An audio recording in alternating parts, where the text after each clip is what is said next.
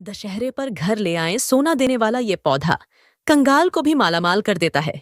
ये पौधा विजयादशमी पर इस पौधे की होती है पूजा। घर के ईशान कोण में लगाएं यह पौधा। कौन से पौधे को कहते हैं सोना देने वाला पौधा? किस पौधे की पूजा करने से नहीं होती धन दौलत की कमी? ऐसे न जाने कितने ही सवाल है जिसका जवाब हर कोई जानना चाहता है। जी हाँ दोस्तों, नमस्कार, जय Shri Krishna, Radhe Radhe. Amazon Great Indian Festival coming soon.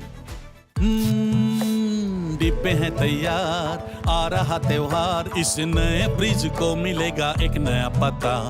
किस पर सजेगा ये प्यारा कुर्ता? मोबाइल पर्दे या हो टीवी, खुशियां सबके नाम होंगी। डिब्बे खुलेंगी खुशियां, डिब्बे खुलेंगे। आ रहा है Amazon Great Indian Festival। बड़े ब्रांड्स पर बड़ी डील्स, नो कॉस्ट EMI और बैंक डिस्काउंट जल्दी। दोस्तों, भारत एक ऐसा देश है जहां जीव और निर्जीव दोनों को महत्व दिया जाता है।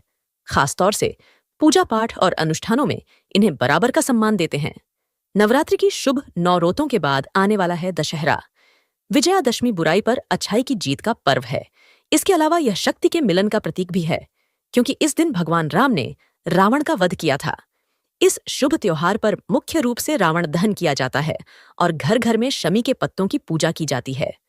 पौराणिक कथाओं के अनुसार यह पौधा समृद्धि और सफलता का प्रतीक है। कहते हैं कि इस दिन शमी के पत्ते को बांटना भी शुभ होता है। तो आइए जानते हैं दशहरे पर शमी के पौधे का इतना महत्व क्यों होता है, क्यों लोग इस पौधे को घर लाकर इसकी पूजा करते हैं। तो दोस्तों, दशहरे के दिन शमी के पौधे का पूजन करने का बहुत महत्व है।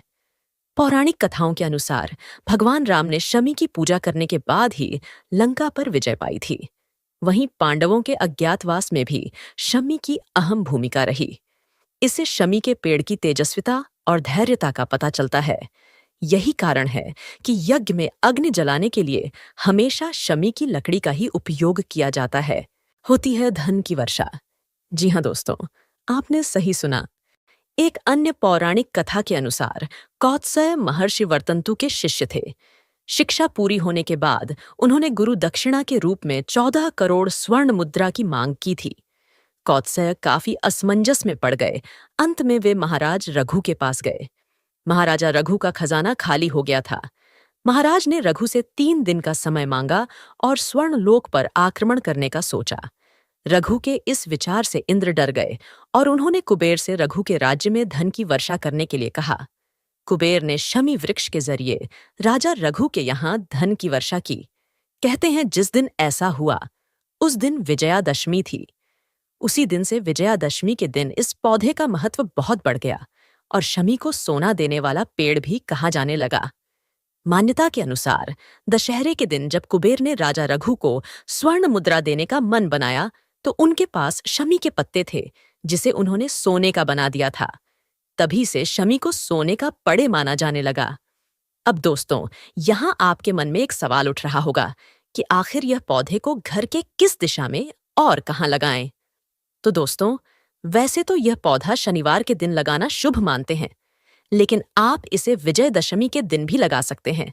इसे घर के बाहर, अंदर, जमीन पर या फिर गमले में लगाया जा सकता है। इसे ईशान कोण में लगाने से बहुत लाभ मिलता है। घर में शमी का पौधा है तो हर रोज इस पर जल जरूर चढ़ाएं।